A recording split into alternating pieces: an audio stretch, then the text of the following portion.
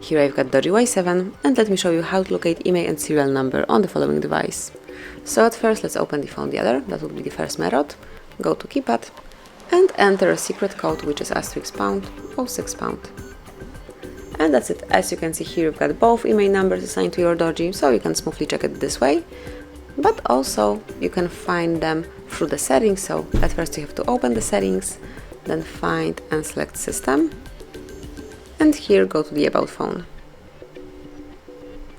Now select status, and over here you've got IMEI information, so both IMEI numbers are included, and a bit lower you will find your serial number right here. So that's it. This is how you can check unique numbers assigned to your DOOGEE Y7. Thank you for watching. Please subscribe our channel and leave the thumbs up.